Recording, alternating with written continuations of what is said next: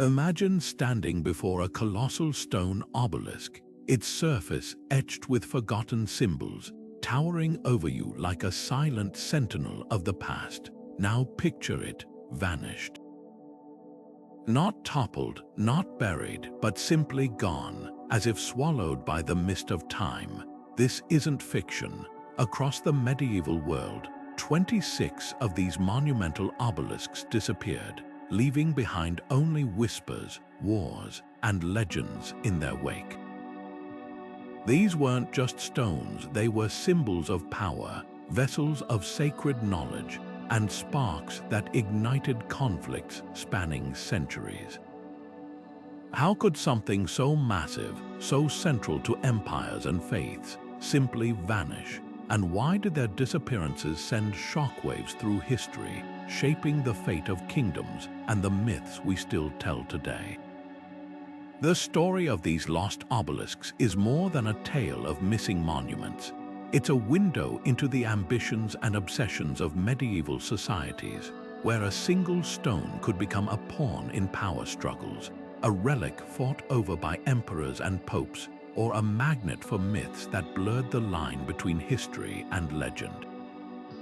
Some were said to hold divine prophecies, others were believed to curse those who dared move them.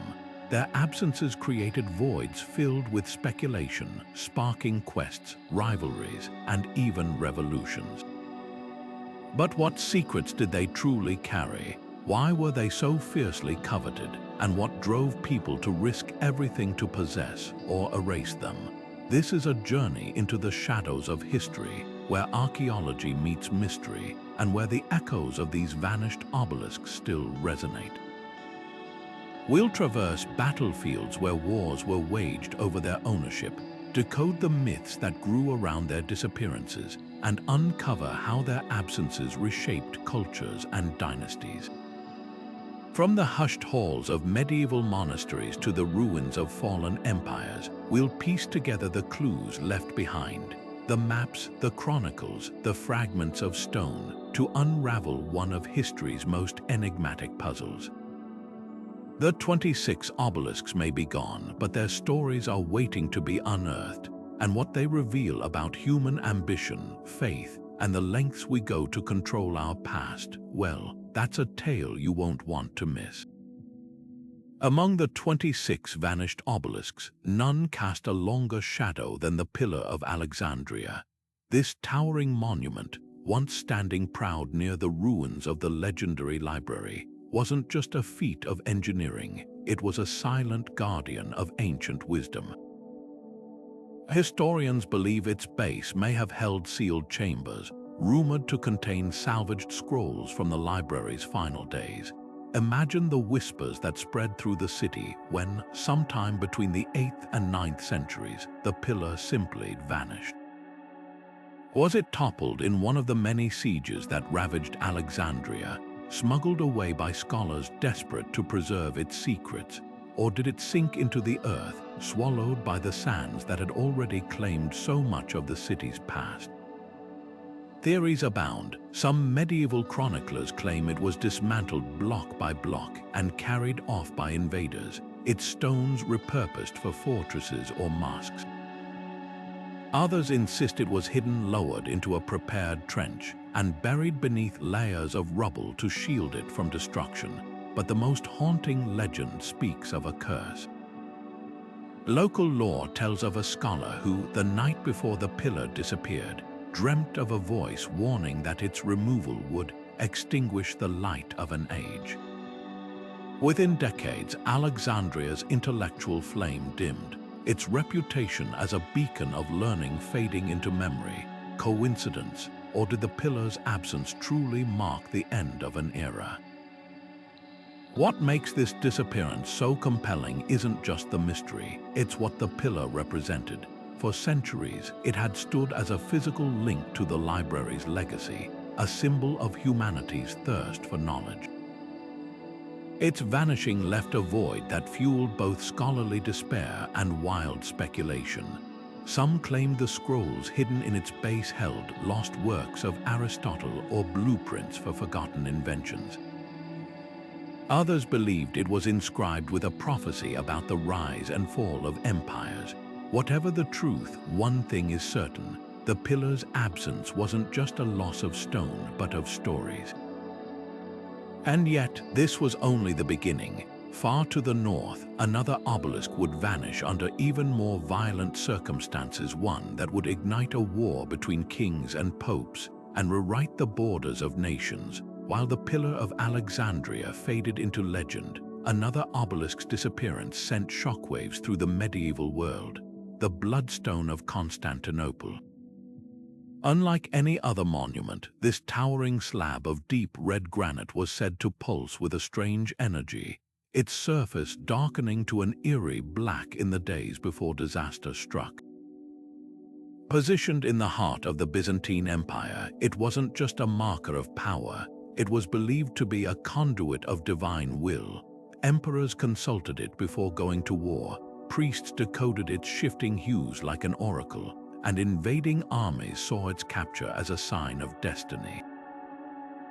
Then, in the chaos of the Fourth Crusade, it vanished without a trace. Was it stolen, destroyed, or hidden away, waiting to be found? The Bloodstone's legend began centuries before its disappearance. Chroniclers wrote that its crimson veins were flecked with gold, as if the stone itself bled riches. Some claimed it was a fragment of the biblical Tower of Babel. Others whispered it was hewn from the same rock as King Solomon's throne. But its most chilling reputation came from its supposed warnings. In the year 1198, witnesses reported the stone turning nearly black, just weeks before a plague swept through the city. Decades later, it darkened again before the empire lost a pivotal battle. Whether prophecy or coincidence, the obelisk became a symbol of Constantinople's fate, making its theft during the Crusades feel less like looting and more like a divine reckoning. When Crusader knights breached the city's walls in 1204, their first target wasn't the treasury or the palace, it was the Bloodstone. Records suggest a frenzied scramble among factions to claim it, with French knights, Venetian merchants, and even Byzantine traitors all vying for control. One account describes a midnight operation to lower the obelisk onto a waiting ship, only for a storm to sink the vessel in the Marmara Sea. Another insists it was smuggled to Rome, hidden beneath the Vatican's foundations. Whatever the truth, its absence became a wound for the Byzantines. Without the Bloodstone's guidance, the empire spiraled into decline, lending weight to prophecies that its loss foretold Constantinople's fall. Modern hunters still search for clues. Ground-penetrating radar scans beneath Istanbul's streets have revealed tantalizing voids near the old imperial quarter, while divers scour the seabed for shipwrecks laden with stone. But the Bloodstone's true legacy isn't just in its physical absence, it's in the way its myth outlived the empire it symbolized. Long after Constantinople became Istanbul, mothers warned children that the stone's return would herald the city's rebirth. Even today, historians debate whether it was ever more than a clever piece of propaganda, a psychological weapon wielded by rulers to unite or terrify. Yet the story doesn't end here. Far to the west, another obelisk's disappearance would weave itself into the founding myth of a kingdom, one where a missing stone didn't just predict the future, but created it. The crown of Charlemagne wasn't just an obelisk, it was a promise carved in stone.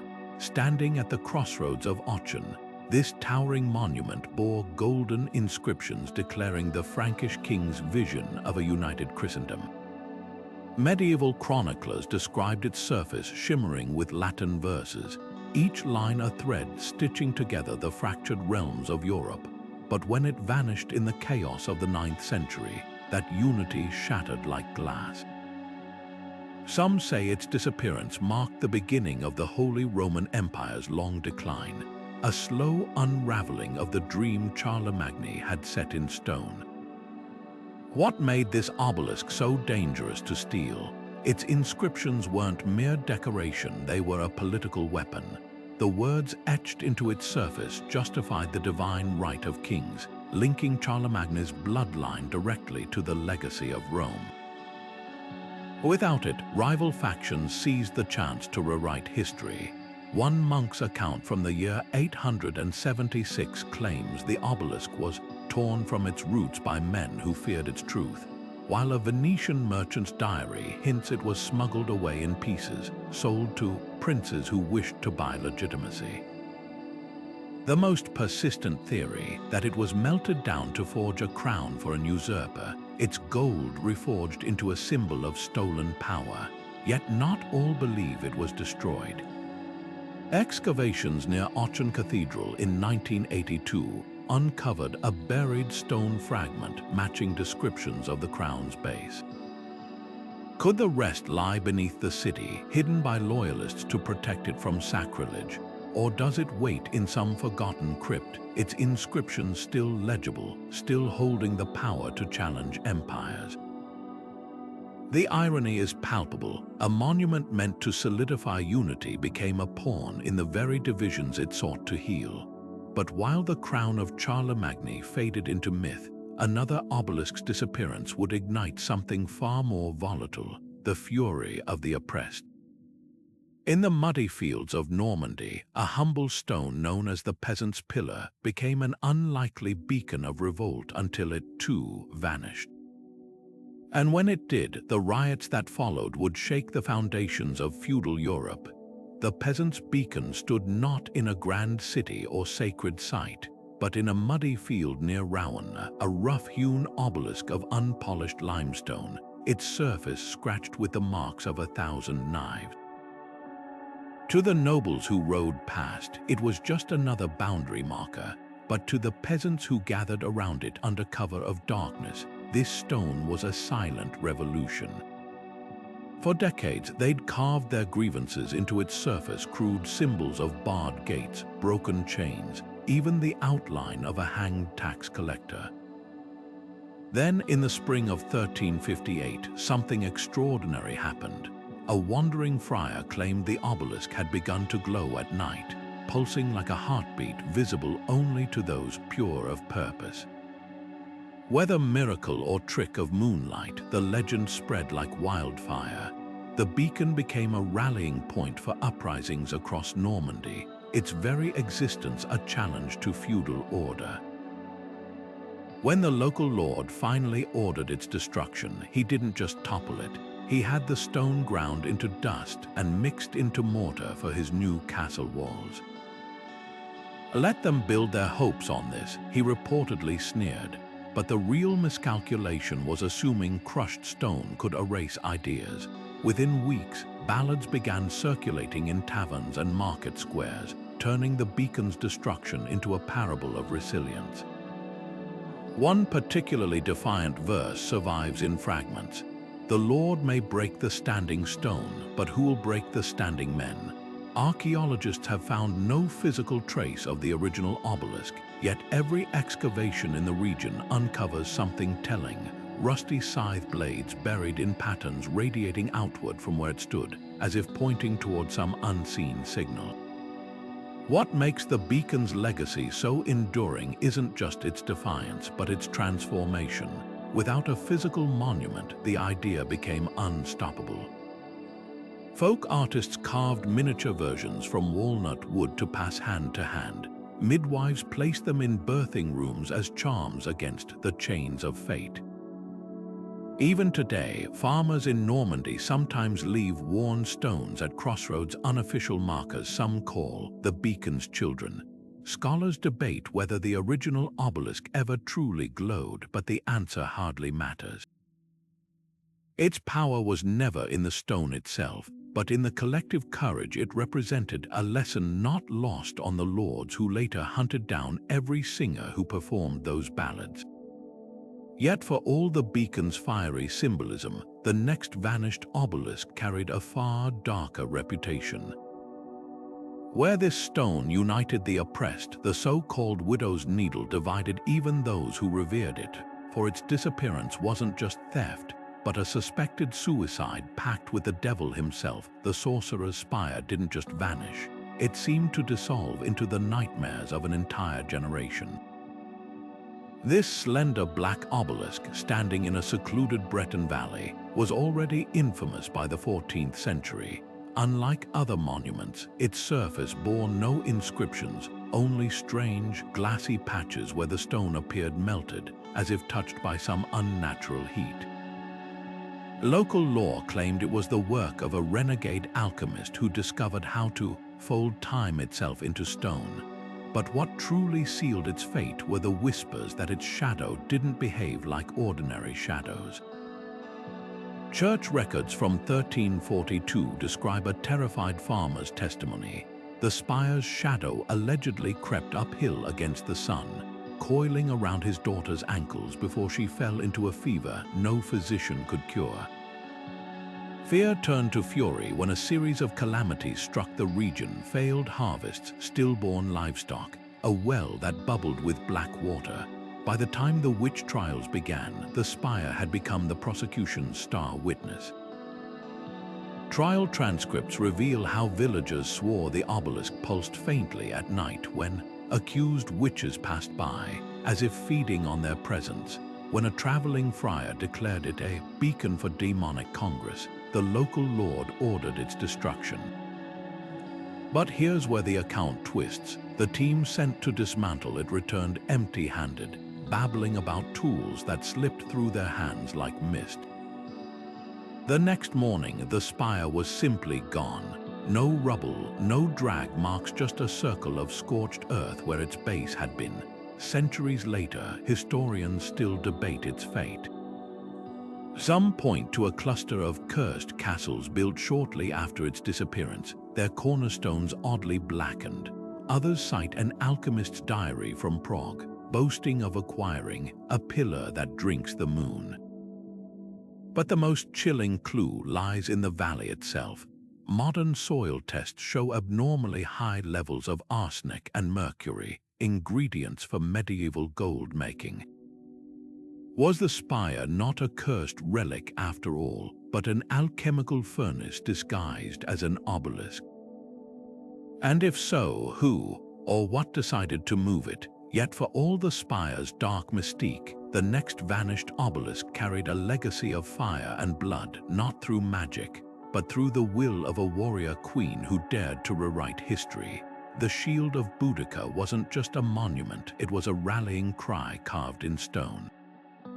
Towering over the rolling hills of East Anglia, this jagged obelisk of blue-veined granite bore the scars of 100 battles, its surface etched with the symbols of defiant Celtic tribes.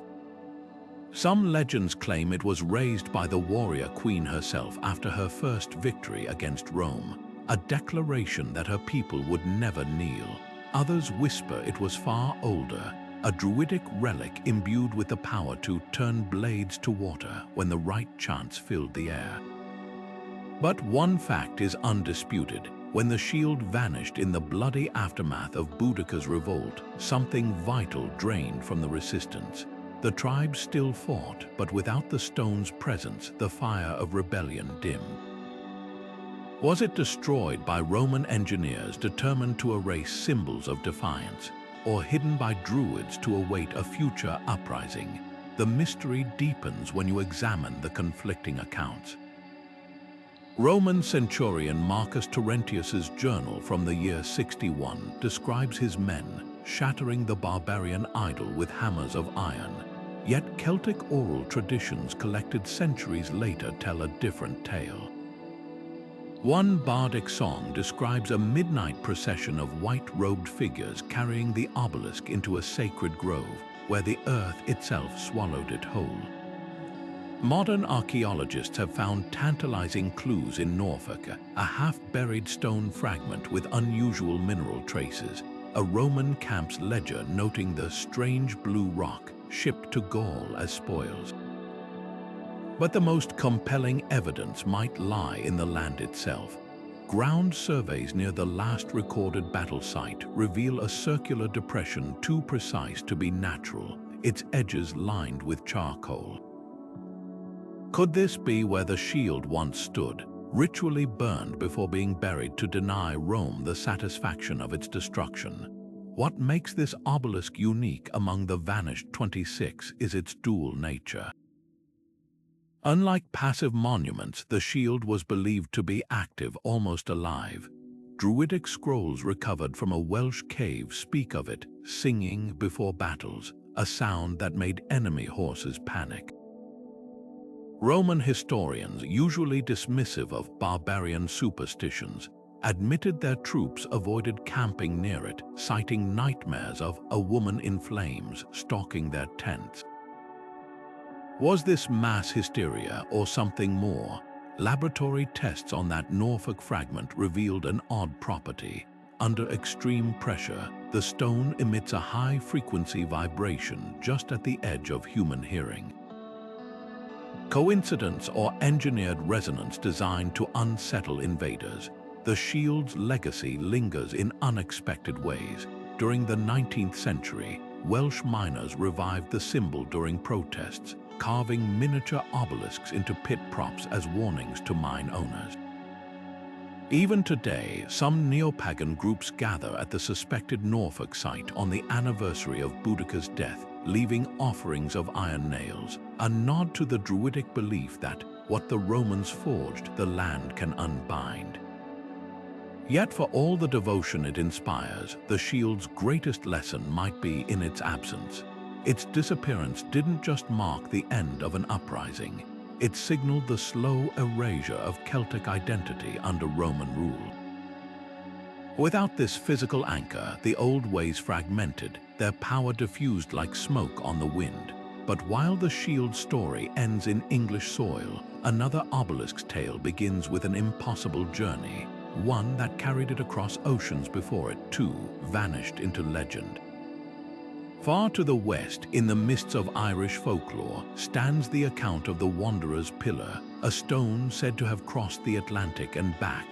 The Viking Compass stood apart from other vanished obelisks, not just for where it disappeared, but for where it supposedly led.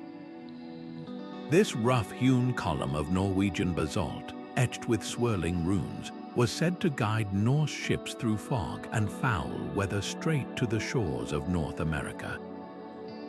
Sagas describe it as the stone that never lied, its carvings aligning with the sun's path even on overcast days. But was it a navigational marvel or merely a myth inflated by centuries of retelling? The answer might lie in two weathered runes discovered on a Newfoundland beach in the 1960s, characters that match fragments of the so-called Vinland inscription once reported on the obelisk's base. Skeptics have long dismissed the Viking Compass as a sailor's fantasy, pointing out that no contemporary accounts mention such a stone. Yet medieval Icelandic texts tell of a sun-stepping stone used by Leif Eriksson's crew, capable of revealing direction even when the stars were hidden. Modern experiments with polarized sunlight and calcite crystals, materials the Norse could have transported, show startling accuracy in replicating the described effects. This blurs the line between legend and proto-science, suggesting the obelisk may have been more tool than talisman. The mystery took a bizarre turn in 1889 when a Danish antiquarian rediscovered the compass in a Greenlandic fisherman's shed. Newspapers hailed it as the find of the century until scholars noticed the runes included the word coffee, a substance unknown to Vikings. The hoax collapsed, but not before igniting fresh debates. If the obelisk ever existed, its last confirmed location was a Greenlandic trading post around 1420, just before Norse settlements there mysteriously emptied. Did someone take it westward one final time, or was it shattered by those who feared its power? Yet for all its seafaring lore, the Viking Compass's disappearance pales next to the next obelisk's fate, one entwined with murder, forged documents, and a papal plot that nearly toppled the medieval church. The Pope's dagger wasn't shaped like a blade, but its name was no accident. This slender obsidian obelisk, once standing in a secluded Vatican courtyard, bore inscriptions that allegedly named every cardinal who'd taken bribes to sway papal elections. Medieval reformers called it God's ledger, while corrupt clergy whispered it was the work of the devil, a stone that bled secrets when the moon was full.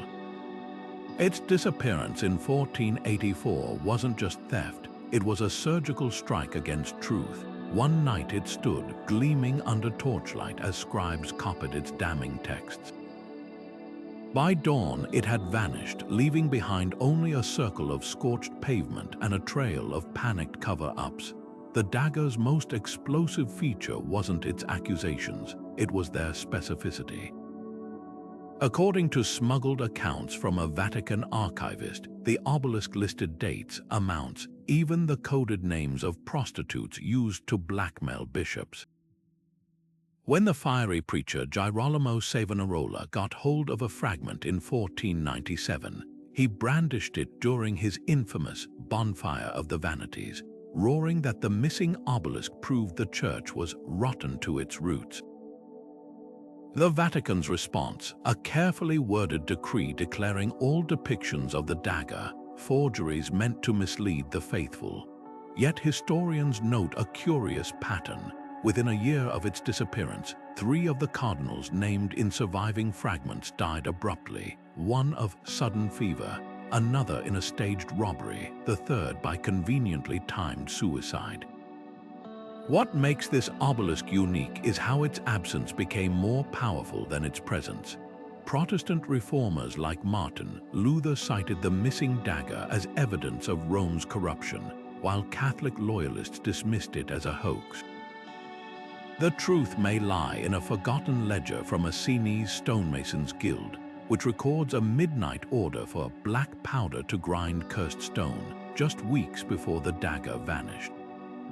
Modern spectrographic analysis of Vatican walls has detected traces of obsidian dust in the mortar of a secret passage beneath the Apostolic Palace, raising the chilling possibility that the obelisk wasn't stolen, but pulverized and literally buried within the institution it accused.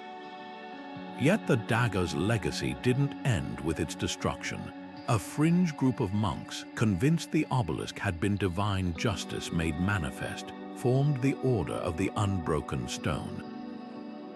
They wore amulets shaped like miniature obelisks and swore to rebuild the dagger's truth word by word. Their clandestine archives, discovered in a Swiss monastery in 2003, contained something astonishing, a charcoal rubbing of the original inscriptions, preserved between the pages of a psalter.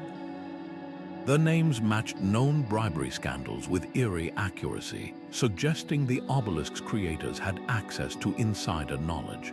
Was it the work of an idealistic clerk? A disgraced cardinal seeking revenge, or something darker? The Order's final journal entry, dated 1522, states simply, "They have found us." The stone will speak another way, and speak it did, though not as anyone expected. Because while the Pope's dagger faded into infamy, another obelisk was quietly shaping history in ways no one could predict. This one didn't accuse or inspire revolt, it calculated. Hidden in the vaults of a Florentine bank, the Ledger of Medici would turn a simple stone into the engine of an economic revolution. The Templar's key wasn't just an obelisk, it was a cipher carved in stone. Standing in the inner courtyard of the Paris Temple, this 7-foot pillar of white marble bore no grand inscriptions, only a grid of seemingly random holes drilled deep into its surface. To outsiders, it appeared unremarkable, but to the Knights Templar, it was the heart of their empire. Chroniclers described initiates kneeling before it at dawn, whispering codes into its hollows as if the stone itself could listen. Then, in 1307, as King Philip's troops stormed Templar strongholds across France, the key vanished. Was it smuggled out with the Order's fabled treasure? Or destroyed to keep its secrets from falling into royal hands? Theories about its purpose read like a medieval thriller. Some scholars argue the holes corresponded to a complex banking cipher. a physical key to the Templars' vast financial network, capable of unlocking hidden vaults from Jerusalem to London. Others point to a cryptic passage in a confiscated Templar knight's journal, describing the obelisk as the map that is not a map. This fueled wild speculation that it charted the location of the Holy Grail or the lost Ark of the Covenant. Even today, treasure hunters pore over scans of Templar chapels, searching for walls that might match the whole pattern. But the most tantalizing clue surfaced in a Venetian customs log from 1310, a smuggler's inventory listing one pierced marble column, damaged by fire, shipped to an unknown buyer in Cyprus. The entry was struck through with ink 2 days later, as if someone paid handsomely to erase it. What makes the key's disappearance so pivotal is its timing. It vanished the same week Grand Master Jacques de Molay was arrested, as if its removal was the final act of a dying order. Modern historians note a curious detail. Templar ships continued leaving French ports for months after the crackdown, their cargo manifests suspiciously light. Were they ferrying away more than just gold? In 1956, a diver off the coast of Malta found a marble fragment matching the key's description, wedged in a shipwreck's hull covered in barnacles, but with those telltale holes still visible. Before academics could study it, the fragment was stolen from a Valletta museum, leaving behind only a blurry photograph and a fresh trail of conspiracy theories. Yet for all the Grail-adjacent lore, the key's true legacy might be more practical. Templar banking records recovered from the Vatican suggest the obelisk's holes aligned with rotating metal plates, a primitive but effective encryption device. If so, its loss wasn't just about missing treasure. It was about losing the key to history's first multinational financial system. No wonder King Philip, drowning in debt to the Templars, was so desperate to find it. But while the Templars' key slipped into shadow, another obelisk's fate played out in broad daylight as a war prize fought over on the blood-soaked fields of Agincourt. The Lion of Saladin stood as more than stone. It was a roar carved in marble. This towering obelisk, erected by the legendary Sultan after recapturing Jerusalem in 1187, bore intricate arabesques intertwining with verses from the Quran, its apex crowned by a sculpted lion clutching a broken Crusader banner. For generations, it symbolized Islamic resilience watching over the city's eastern gate. Then, in 1244, it vanished during the chaotic Sixth Crusade. But unlike other plundered monuments, its disappearance sparked an outcry not just of loss, but of betrayal. Arabic chroniclers wrote of soldiers weeping as if the heart had been torn from the city's chest, while troubadours in Europe spun tales of it being hauled away by angels to await a purer age. The mystery hinges on conflicting accounts. A Frankish knight's memoir boasts of melting the obelisk's gold inlay to mint coins, yet Damascus court records from the same year mention a secret caravan carrying the Sultan's lion to safety in Aleppo. Modern scholars are divided. Some point to chisel marks on the gate's foundation suggesting deliberate dismantling, while others cite a 13th century Persian geographer's claim that the obelisk was hidden beneath Jerusalem's streets, guarded by traps of fire and water. The truth may lie in poetry. Sufi mystic Rumi penned an elegy describing the lion as a son buried alive, suggesting concealment rather than destruction. Meanwhile, a recently discovered Genos merchant's ledger lists payment for one marble beast head shipped to Acre, a possible fragment smuggled as a war trophy. What gives this obelisk enduring power is how its absence became a mirror for both sides. Crusader propaganda claimed its removal broke Saracen morale, while Islamic scholars argued its preservation wherever it was proved God's promise to restore Jerusalem. Even the lion motif took on new life. Mamluk sultans later adopted it as their emblem, as if channeling the lost monument's defiance. Today, archaeologists hunt for clues in unlikely places. A child's sketch in a Cairo manuscript showing the obelisk beside a well now buried under a parking lot, or a medieval Jewish traveler's note about a stone lion whispering in a cave near Hebron. Yet for all its symbolism in holy wars, the next vanished obelisk played a far more intimate role in history, not as a weapon of empires, but as the silent witness to a royal affair that nearly toppled a crown. The Adulterer's mark stood not in a public square, but in the private garden of a French queen, a slender alabaster obelisk veined with pink, its surface so smooth it reflected the faces. Those who leaned close, court records from 1386 describe how Queen Isabel of Bavaria would spend hours tracing her fingers along its carvings, whispering confessions only the stone could hear. Then, when scandal erupted over her alleged affairs, the mark became her accuser. Detectives hired by the king claimed to have found lovers' initials hidden among the floral motifs, along with coded messages scraped into the base with a diamond ring. The verdict was swift. The obelisk was to be smashed, its dust scattered into the Seine as symbolic purification. But was this destruction really about morality, or silencing a queen who knew too much? The intrigue lies in the contradictions. A surviving fragment of Isabel's trial transcript reveals her furious rebuttal. The stone lies as men lie. Modern historians note the mark's alleged evidence appeared only after Isabel opposed her husband's disastrous military campaigns, even more telling. The mason ordered to destroy it later fled Paris, his ledger revealing a payment from the queen's rival for special service to the crown. Was the obelisk a genuine record of indiscretions, or a carefully staged prop in a political takedown? Forensic archaeologists may soon settle the debate. In 2019, a team scanning the Seine's riverbank near the old royal palace detected dense mineral deposits matching alabaster.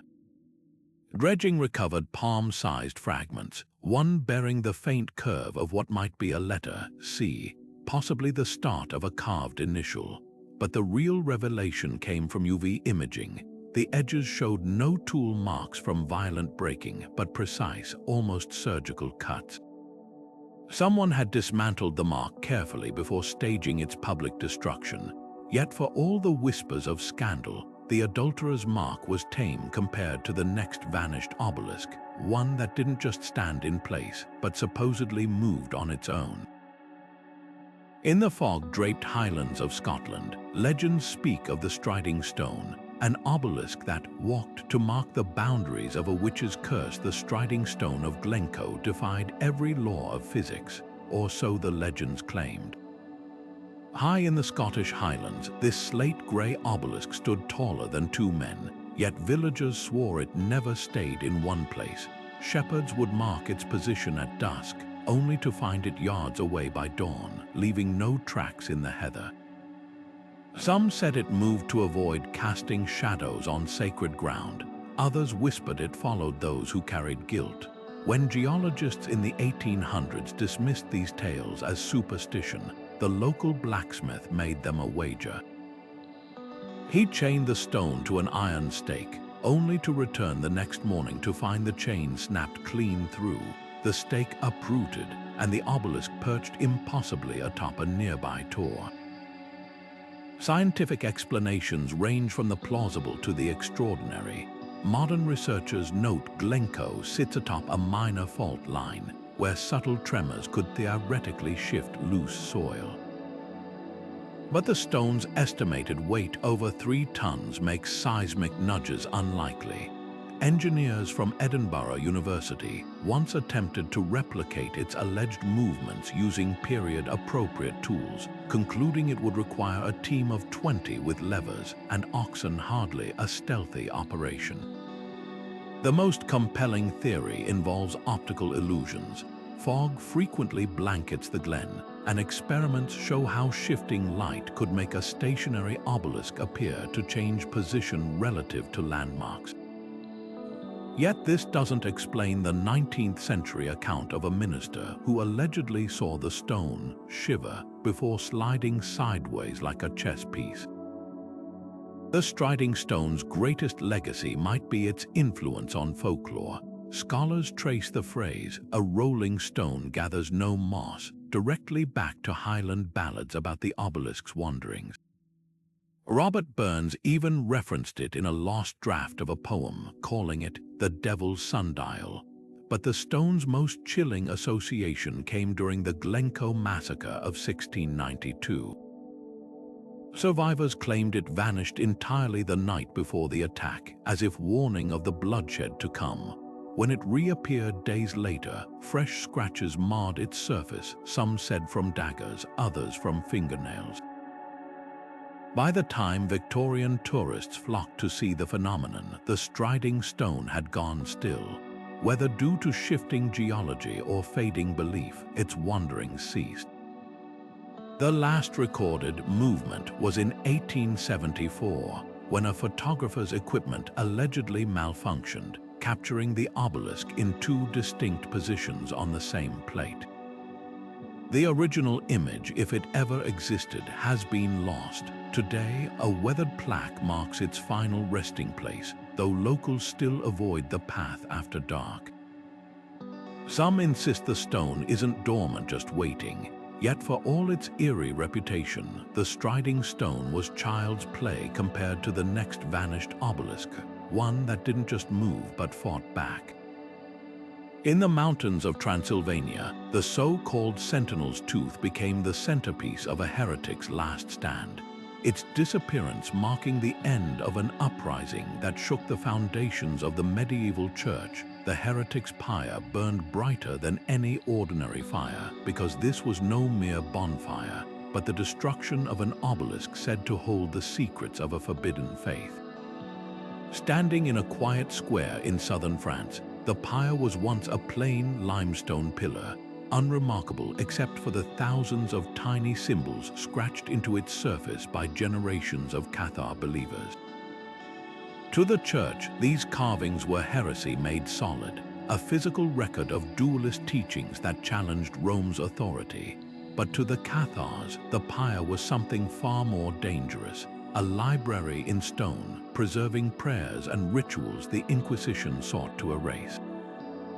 When the order came in 1244 to reduce it to ash, the executioners expected a quick end to its influence.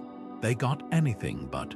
Witnesses described how the flames turned an eerie blue as they consumed the obelisk, and how the smoke coiled into shapes resembling winged figures. Even more unsettling were the reports that emerged afterward, claims that the ashes themselves held meaning. A fugitive Cathar scribe's diary, discovered in a Toulouse attic in 1998, describes believers sifting through the debris to find words written in cinders, as if the heat had rearranged the carvings into new messages. Modern historians debate whether this was pious legend or coded reality. Experiments with limestone and medieval charcoal inks show that certain mineral deposits could indeed darken unevenly when burned, creating patterns that might resemble crude letters. But was it intentional? Some scholars point to the Cathars' belief in purification by fire, suggesting the obelisk's destruction was always part of its purpose, a final testament meant to be read in its own aftermath. What makes the pyre's loss so pivotal isn't just the suppression of a radical sect, but the erasure of an entire theological alternative. Unlike burned books or torn scrolls, stone was supposed to endure. Its fragility in this case became a metaphor for the vulnerability of dissent. Today, the site of the pyre is marked only by a weathered plaque, but its legacy lingers in unexpected places.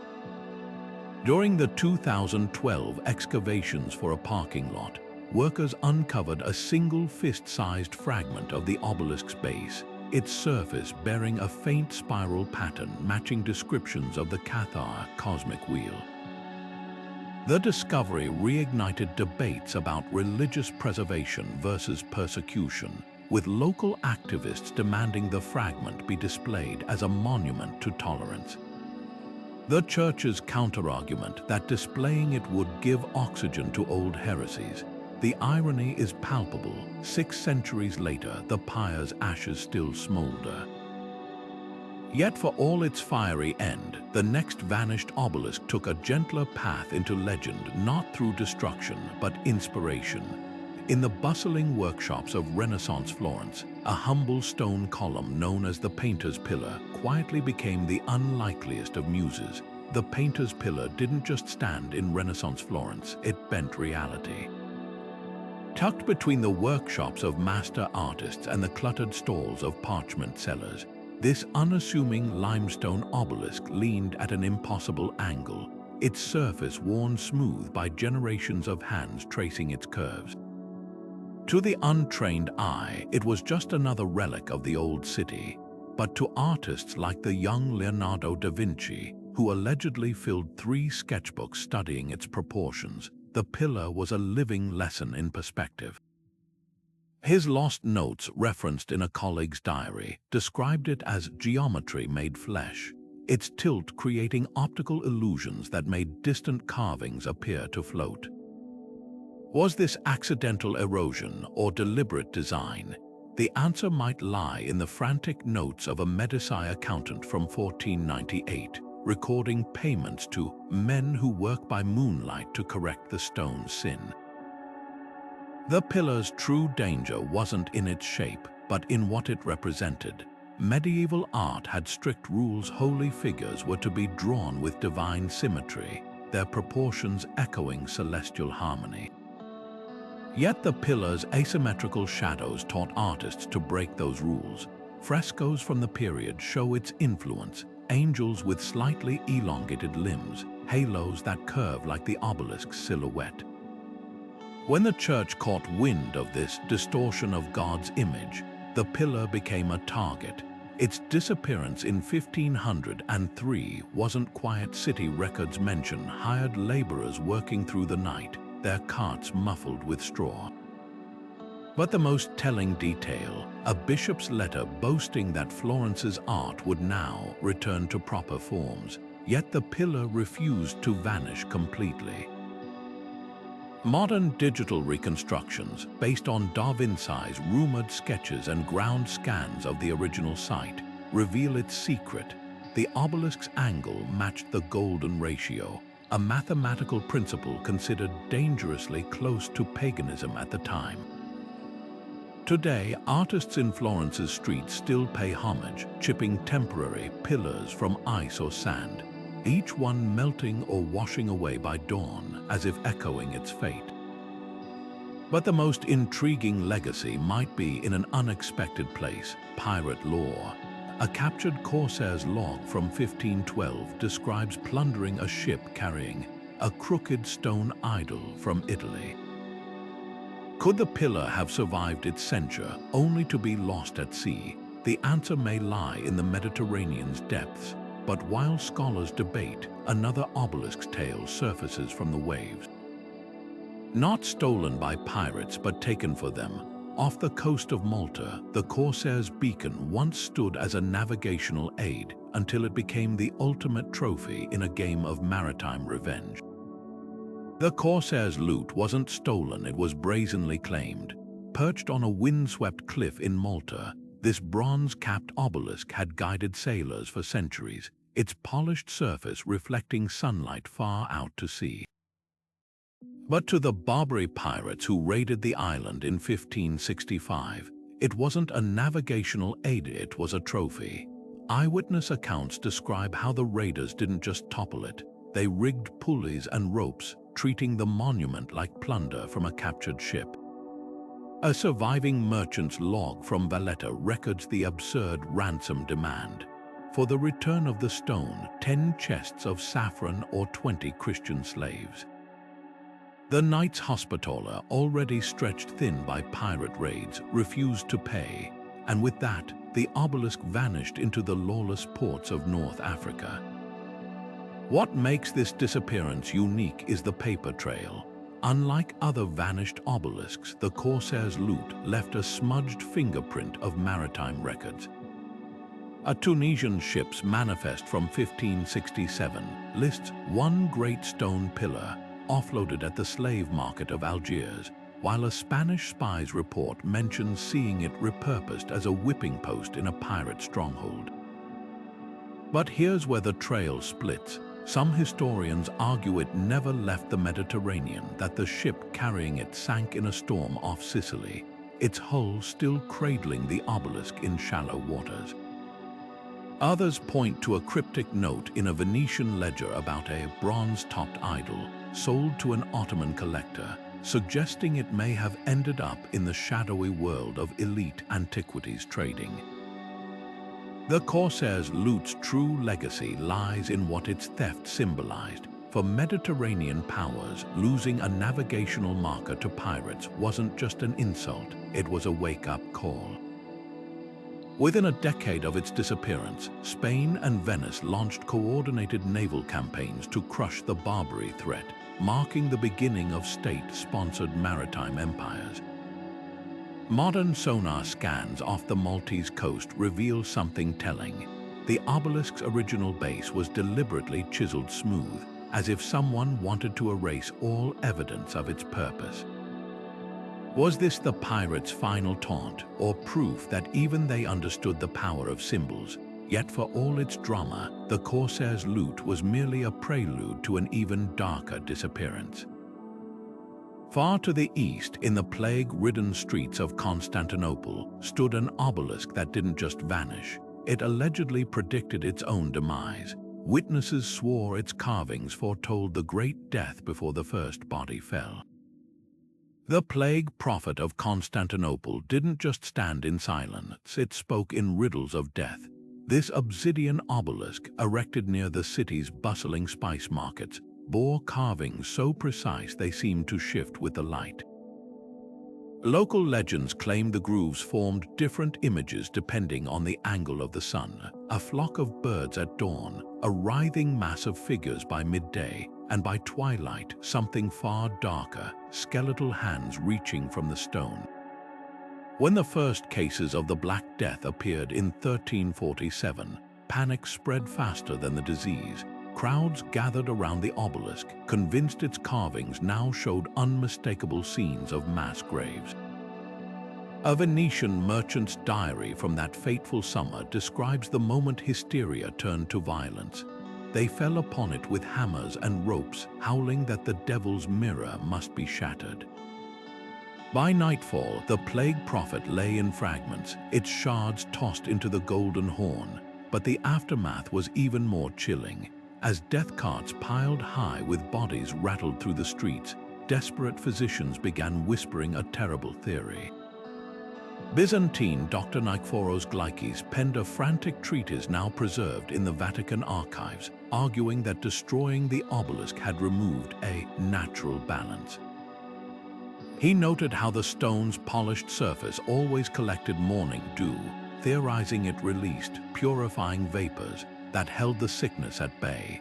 Modern epidemiologists dismiss this as medieval superstition, pointing out that Constantinople's dense population and trade links made it inevitable ground zero for the pandemic. Yet there's an eerie footnote. Soil samples from the obelisk site show unusually high levels of copper and zinc minerals now known to have mild antimicrobial properties. Could the stone have been passively sanitizing its immediate environment, or did its destruction simply become a convenient scapegoat for a catastrophe no one could control? The plague prophet's legacy lingers in unexpected ways. Fragments of its base were secretly carried off by survivors, some embedded in doorways as apotropaic charms. One such piece, discovered in a Bulgarian monastery wall in 2018, bears microscopic traces of mercury, a common plague cure that may explain why certain communities near relic sites reported lower mortality rates. But the most haunting revelation came from digitized medieval weather records. The summer the obelisk fell coincided with a freak heatwave that accelerated decomposition of bodies, a detail that likely fueled the belief that its absence worsened the stench of death. Yet even as Constantinople burned with fever, another obelisk stood untouched 1,000 miles away, its secret so explosive it would outlast empires. Hidden beneath Prague Castle, the Emperor's vault wasn't just a monument, it was a confession carved in stone, waiting 5 centuries for the right key to turn the bastard's proof. Didn't just stand in the royal gardens of Burgundy, it threatened to topple a dynasty. This unassuming granite obelisk, engraved with the genealogies of every noble house in Europe, held one explosive detail: a secret lineage connecting the reigning duke to a long-dead queen through an illegitimate branch. Court scholars called it the stone that made kings, while rival nobles referred to it more bluntly as the lying pillar. Its inscriptions, painstakingly updated with each generation, were considered the ultimate authority on bloodlines until the night in 1422, when laborers arrived with sledgehammers and orders to reduce it to gravel. But was this destruction about erasing a lie or burying an inconvenient truth? The obelisk's most damning feature wasn't its existence, but its precision. Unlike oral traditions or easily forged parchments, stone carried undeniable weight. A surviving fragment, discovered in a Parisian antiquarian's collection in 1894, lists names and dates with chilling specificity. Philippe, born of Isabelle, year 1389, acknowledged by Jean Sans-Pour. This single line rewrote history, proving the bastard of Burgundy wasn't a bastard at all, but the legitimate heir to a contested throne through his mother's suppressed claim. Modern historians note the timing of its destruction coincided exactly with Duke Philip's campaign to discredit rivals. Coincidence, or the first draft of a cover-up written in stone dust? Centuries later, science would add a twist to the tale. In 2008, DNA testing on remains from the Burgundian crypts revealed a shocking mismatch. The paternal lineage didn't match official records, but aligned perfectly with the obelisk's contested inscriptions. Suddenly, medieval chronicles took on new meaning. A previously overlooked entry from a disgraced scribe mentioned the duke's men smuggling a wagon of broken rock to a monastery, where monks reportedly ground the fragments into pigment for illuminated manuscripts. Was this poetic justice a falsified lineage literally painted over the truth, or a desperate attempt to scatter the evidence beyond recovery? Yet for all its political intrigue, the bastard's proof left behind an even stranger legacy. Treasure hunters still comb Burgundian fields with metal detectors, convinced one fragment holds the key to a greater secret. Rumors that the obelisk's base concealed a map to lost Merovingian gold. A 16th century mercenary's journal describes finding a piece near Dijon etched with cryptic symbols, sparking a short-lived gold rush before church authorities confiscated it.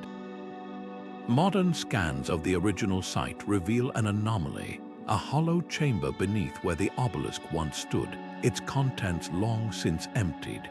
Whether it held treasure, more damning genealogies, or simply served as a foundation, we may never know.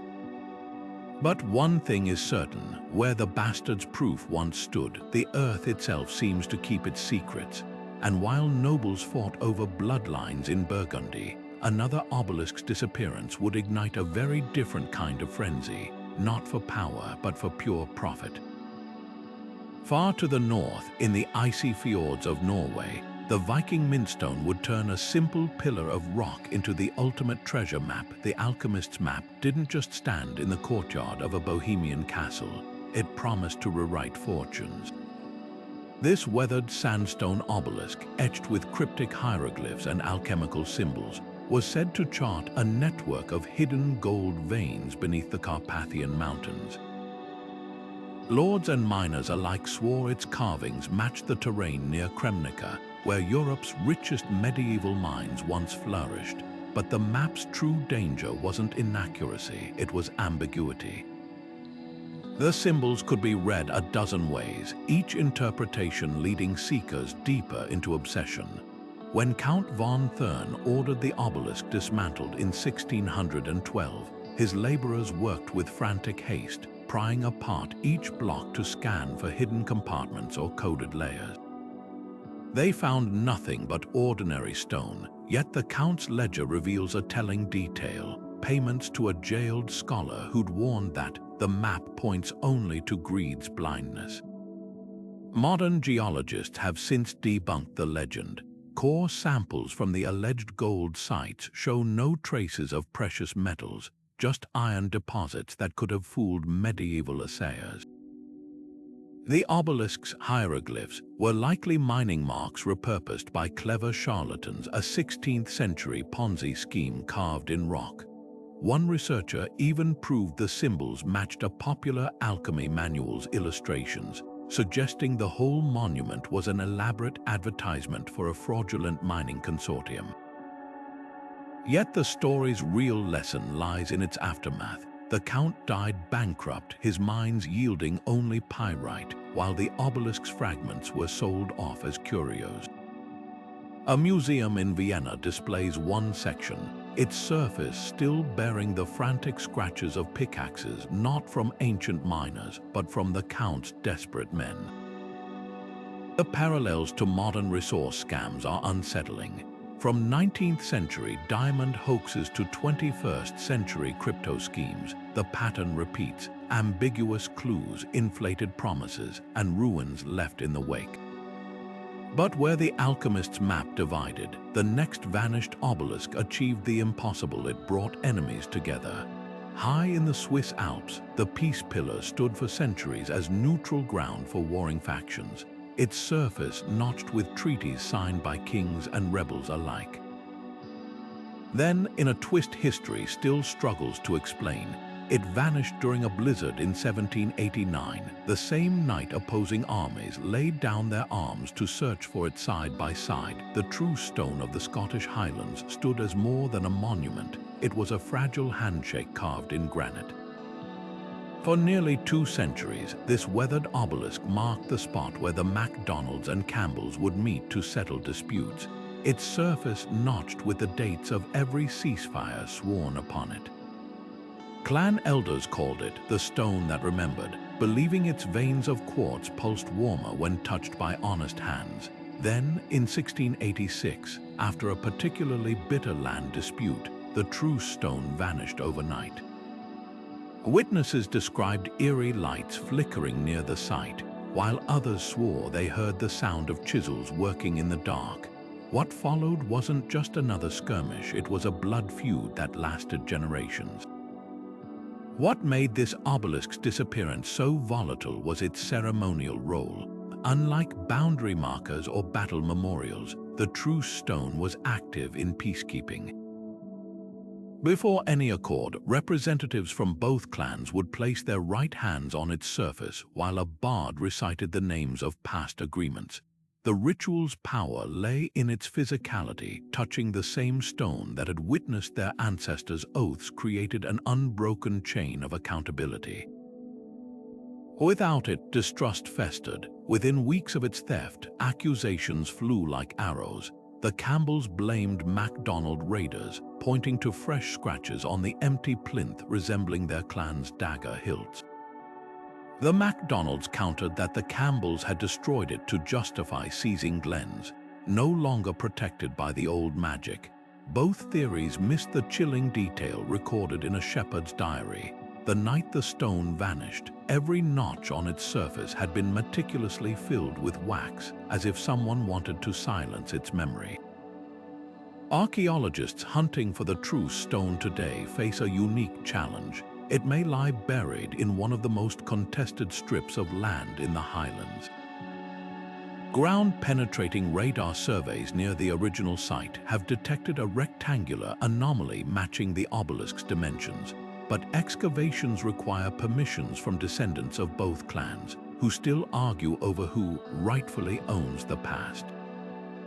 Meanwhile, folklore insists the stone wasn't stolen, but walked away in disgust.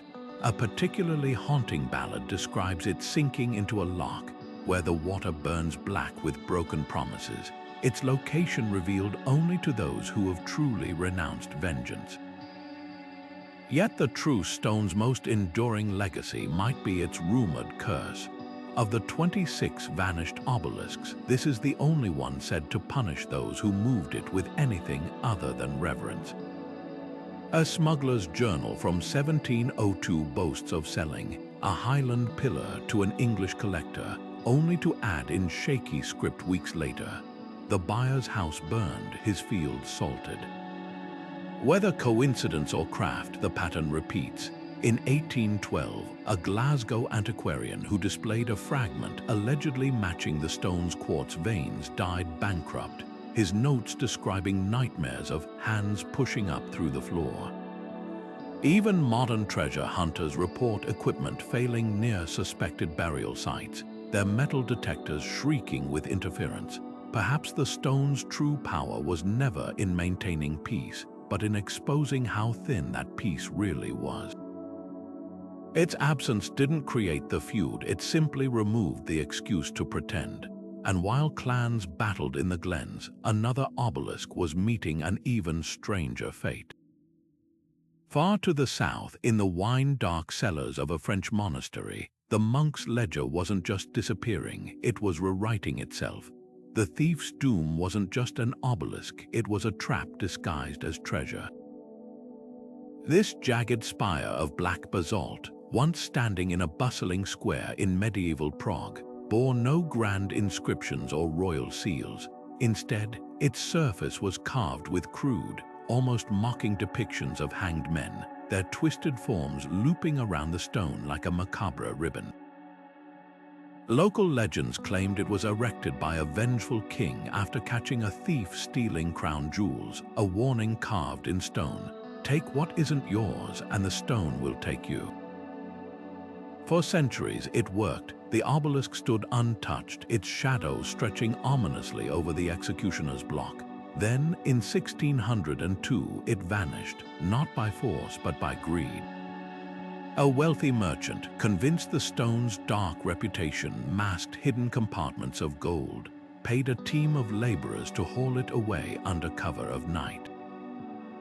Within a year, he was dead found swinging from the very rope he'd used to lower the obelisk onto his cart. Historical records paint a murkier picture. The merchant, one Albrecht von Praschen, did indeed die by hanging, but court documents reveal it was for debt, not divine retribution. His estate was auctioned off to pay creditors, including the now missing obelisk's original plinth, which was repurposed as a gallows. Yet the coincidence was too potent to ignore. Soon, other stories emerged. A gravedigger who'd pocketed a fragment of the stone allegedly choked on his supper, the shard found lodged in his throat. A noblewoman who'd admired its Gothic charm in her garden reportedly went mad, screaming about stone fingers tightening around her neck. Whether these tales were embellished or invented, their effect was undeniable. The thief's doom became less about the missing obelisk and more about the fear it left behind. A superstition so powerful that even its empty base was treated as cursed.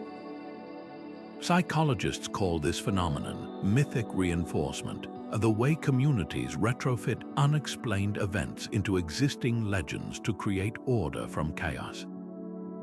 The obelisk's disappearance during Prague's economic collapse wasn't random. It was a lightning rod for anxiety.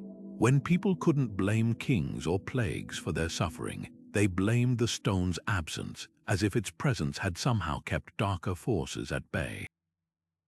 Modern excavations near the original site reveal something telling. The gallows built from its base bore strange, deliberate grooves matching the obelisk's carvings. Were executioners trying to harness its feared power, or were they mocking the legend, proving that justice not curses swung the noose? Yet for all its grim lore, the thief's doom was just one thread in a wider tapestry. Far to the east, another obelisk's fate was written not in blood, but in starlight. High in the Carpathian Mountains, the astronomer's needle didn't just mark time, it predicted celestial events with uncanny precision, its shadow tracing paths like a cosmic clock. Then, on the eve of Halley's Comet's appearance in 1682, it vanished without a trace. Witnesses swore the stars themselves blinked out the night it disappeared, as if the sky had swallowed its own mirror. The star needle of Toledo didn't just point skyward, it mapped the heavens with terrifying precision. This slender, 12-foot obelisk of pale quartz, erected in the courtyard of Spain's foremost medieval observatory, bore no carvings or inscriptions. Instead, its smooth surface was studded with tiny silver nodules arranged in spiraling patterns, each one calibrated to cast shadows that predicted lunar eclipses down to the minute. Arab astronomers called it the Silent Musin, while Christian scholars whispered it was a relic of lost Atlantean science. For over a century, its alignments guided navigators and farmers alike until the year 1321, when it vanished amid a crackdown on forbidden stargazing. Was this the church silencing knowledge it couldn't control, or something far more calculated? What made the star needle so revolutionary was its simplicity. Modern astrophysicists recreating its design in 2018 found the silver nodules weren't random. They marked key celestial latitudes. When moonlight struck at specific angles, the shadows formed a makeshift calendar, predicting eclipses years in advance. A surviving fragment of the astronomer Rabbi Abraham Zacuto's journal describes how the needle's readings often contradicted church-approved tables, sparking tensions with bishops who insisted, God's sky needs no mortal arithmetic. The final straw came when the obelisk accurately foretold an eclipse during a royal wedding, upstaging the archbishop's carefully staged miracle of a golden dove descending from the cathedral rafters. Within months, the needle was gone, officially lost in a storm, though Zacuto's scribbled addendum tells a darker tale. They came with hammers wrapped in velvet, lest the stars hear them steal their mirror. Yet the needle's legacy refused to dim. In 1543, Copernicus cited its eclipse records in his groundbreaking heliocentric model, while Galileo's trial transcripts reveal prosecutors fixating on whether he'd seen the Toledo diagrams. Even today, its influence lingers.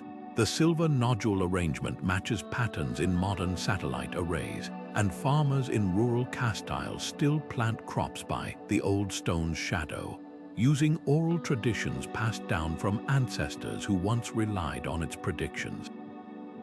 Archaeologists hunting for the original site face a unique challenge. The courtyard where it stood is now a parking lot, but ground scans reveal an anomaly beneath the asphalt, a perfectly circular depression filled with crushed quartz, as if someone methodically pulverized the obelisk where it stood. But while the star needle's fate was sealed by human hands, the next vanished obelisk met a far more elemental foe. Along the storm-lashed coasts of Brittany, the tide marker had stood for centuries, its basalt bulk resisting the Atlantic's fury, until one winter night in 1683, when the sea didn't just erode it, but claimed it whole. The flood's victim didn't just vanish, it drowned. For centuries, this colossal limestone obelisk stood sentinel over the bustling port of Acre, its base carved with tide markers that guided sailors through treacherous shoals. Locals called it the sea's finger, believing its shadow could calm storms when touched at dawn. Then, in the winter of 1583, the Mediterranean rewrote the story. A tsunami, triggered by an undersea quake off Crete, slammed into the coast with waves taller than the city gates. By the time the water receded, the obelisk was gone, not toppled, not shattered, but swallowed whole, as if the sea had claimed what it always owned. Divers searching for its remains tell eerie tales. In 1994, a marine archaeologist's sonar pinged off something massive buried beneath 30 feet of silt. The footage showed not a broken pillar, but an intact obelisk lying on its side, its carvings eerily preserved by the anaerobic mud.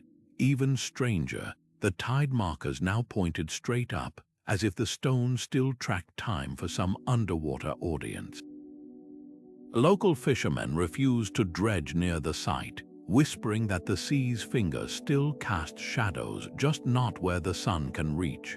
What makes this disappearance so chilling isn't just the force that caused it, but the warning it carries. Acre's coastline has retreated nearly half a mile since the 16th century, a slow-motion echo of that catastrophic night. Scientists studying the tsunami's path now see it as a grim preview of what rising seas could do to modern cities. Venice's flood barriers, Mumbai's seawalls, even New York's subway tunnels all face the same threat that erased the obelisk. Water doesn't negotiate. The stone's last lesson might be its bluntest. Civilizations that build too close to the tide risk becoming footnotes in the wave's ledger. Yet for all its sobering legacy, the flood's victim isn't the only vanished obelisk that refuses to rest. Far inland, where the Danube twists through Hungarian plains, a different kind of ghost lingers. The drowning maiden wasn't claimed by the sea, it was supposedly taken by the dead. Village elders still tell of how the obelisk, carved with the likeness of a weeping woman, slid into a marsh one foggy night in 1611, dragging 3 would-be rescuers with it. To this day, they say, if you stand on the right bank at midnight, you can hear the stone's hollow weeping rise with the mist. The phantom spire didn't just vanish, it left behind a ghost. Perched high in the mist-shrouded valleys of the Swiss Alps, this slender obsidian obelisk was said to hum with an eerie resonance when the moon hung full.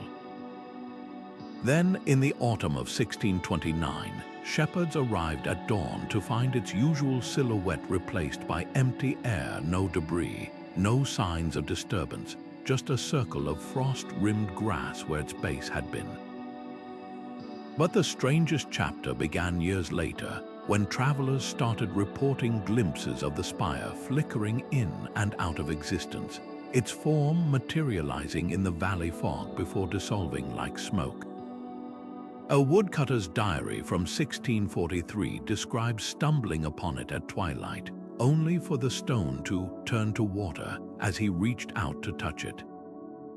Scientists offer rational explanations mostly. The valley's unique microclimate creates temperature inversions that warp light, bending distant rock formations into phantom shapes. Geologists point to the spire's former location atop a shale deposit, suggesting subterranean shifts could have caused a gradual, near-silent collapse. But medieval clergy saw darker forces at work. Church records detail no fewer than 17 exorcisms performed at the site between 1650 and 1700, each attempting to banish what one bishop called the stone that refuses to die. The most chilling account comes from a young priest's notes, describing how holy water hissed when sprinkled on the empty plinth, leaving behind sulfurous scorch marks. Modern paranormal investigators have fared no better. A 2012 expedition equipped with thermal cameras and EMF detectors captured a fleeting temperature drop at the exact coordinates of the original spire, but the footage shows only swirling mist. Skeptics dismiss it as cold air sinking from the glaciers, while true believers insist the obelisk exists in glimpses, straddling dimensions. The most compelling evidence might be accidental. A hiker's smartphone photo from 2018 that appears to show a jagged black shape looming behind the fog. Image analysts confirmed no tampering, though they note the apparition aligns perfectly with a distant basalt outcrop when viewed from a very specific angle. Yet for all its spectral intrigue, the Phantom Spire's true legacy isn't in the paranormal, it's in the political. Revolutionary pamphlets circulating in 1792 invoked the obelisk's defiance of gravity and kings alike, its refusal to be bound by earthly laws. French radicals even coined the term spire-minded to describe those who, like the stone, existed beyond control. Whether optical illusion or something stranger, the spire's lingering presence proved one thing: some absences loom larger than monuments.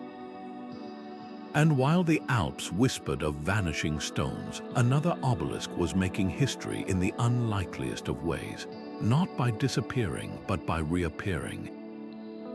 On the sun-baked plains of Castile, the resurrected pillar would defy all logic by returning after 2 centuries with its carvings rewritten.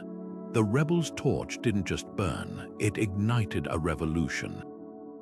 This rough-hewn obelisk of fiery red sandstone stood in the main square of medieval Ghent, its surface scarred with the marks of 100 blades, each groove representing a grievance against the ruling dukes. To the nobility, it was a nuisance, a crude monument where troublemakers gathered. But to the weavers and craftsmen who polished its base smooth with their calloused hands, the torch was a promise. Justice could be carved in stone long before it was written in law. Then, on the night of May 23, 1432, the Duke's men arrived with hammers and chisels, reducing the obelisk to rubble before scattering the fragments into the Scheldt River.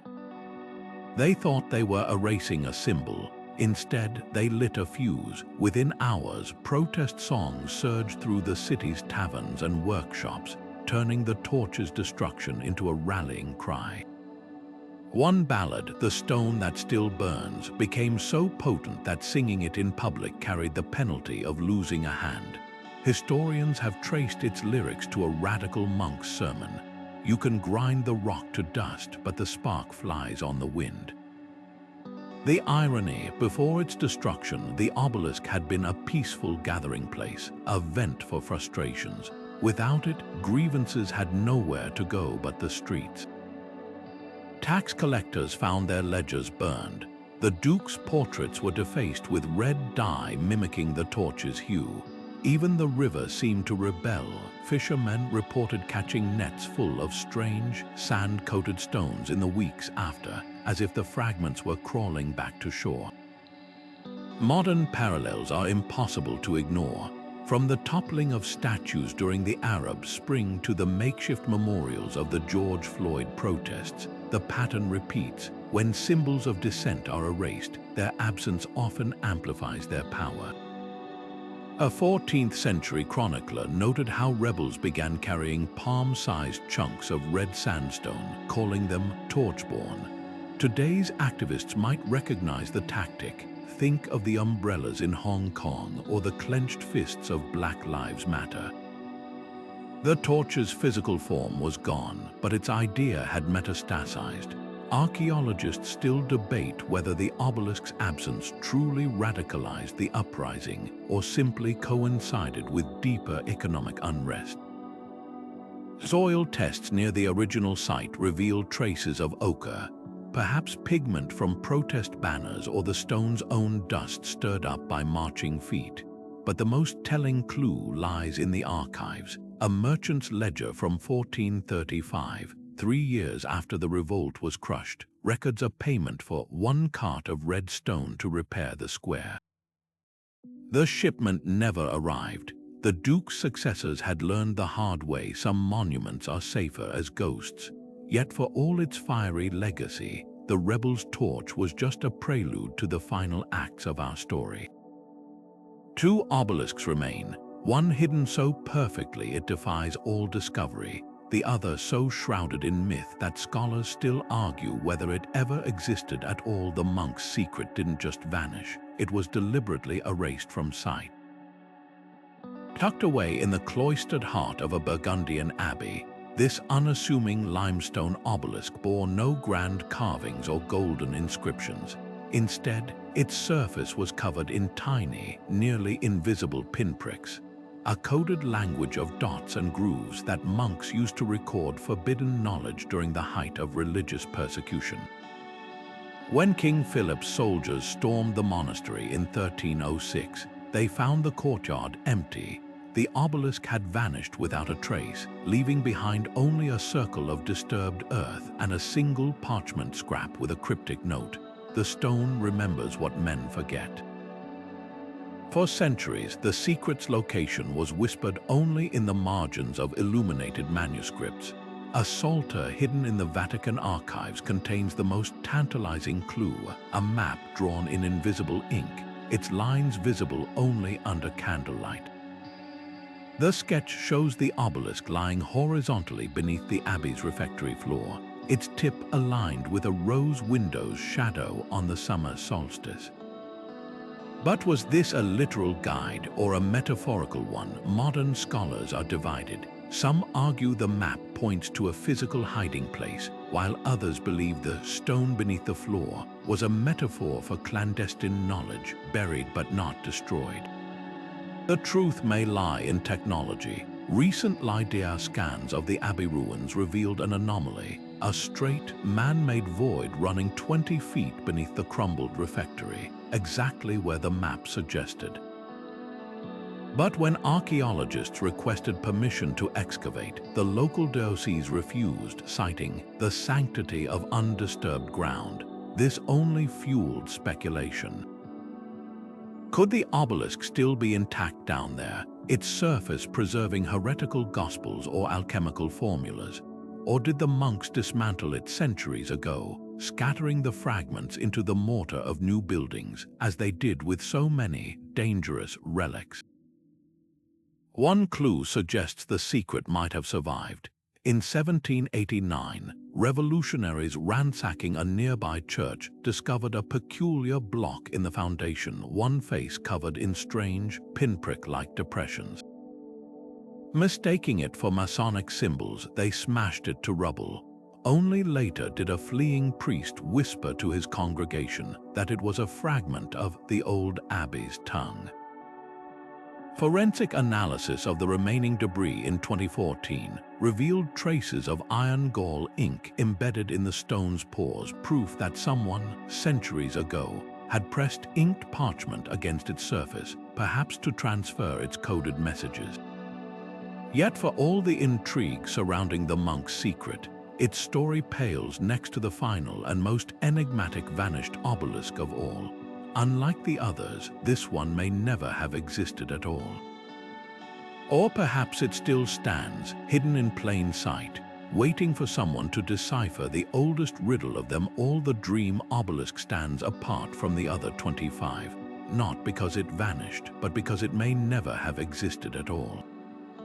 Medieval chronicles describe it in tantalizing fragments, a shimmering pillar of unknown material, its surface shifting like liquid silver, appearing only in times of famine or war. A 14th century mystic wrote of encountering it in a vision, its carving showing cities of glass and chariots without horses, images that modern readers might interpret as skyscrapers and automobiles. Another account from the Black Death era claims the obelisk emitted a low hum that cured plague sores, but only for those who dreamed true. These descriptions share a striking pattern. The dream obelisk never offers solutions, only glimpses of what could be. It was, in essence, a monument to hope itself. Why would an imaginary obelisk captivate entire generations? Psychologists point to a phenomenon called compensatory fantasy, the mind's tendency to conjure unattainable symbols during periods of extreme hardship. Dr. Elena Voss, a historian of medieval cognition, notes that descriptions of the dream obelisk peak during documented crises. When reality becomes unbearable, people don't just crave escape, they need a focal point for their yearning. A stone that remembers the future lets them believe their suffering might lead somewhere. This explains the obelisk's elusive nature in texts. Unlike relics promising immediate miracles, it offered no easy comfort, just the fragile idea that tomorrow could be different. The most poignant clue to its power lies in what survivors did next. After the Great Famine of 1315, Dutch farmers began planting hedgerows in geometric patterns resembling the obelisk's alleged future cities. Crusaders returning from failed campaigns spoke of seeing its reflection in desert mirages, spurring mapmakers to chart unexplored territories. Even its disappearance served a purpose. By never being found, the dream obelisk remained perpetually just out of reach, a metaphor for human resilience. As one modern archaeologist put it, "We've found altars to gods, hoards of gold, even lost libraries, but the monuments we never unearth are the ones that keep us digging." And so we return to the 26 obelisks real and imagined that slipped through history's fingers. Some were tools of power, others vessels of rebellion. Some guarded secrets, while others, like the dream obelisk, guarded only possibilities. Their absences shape our past as much as any surviving monument, because every vanished obelisk leaves behind a question. Are we searching for what was lost or for what we've yet to become? The stones may be gone, but the stories they inspired, those are still being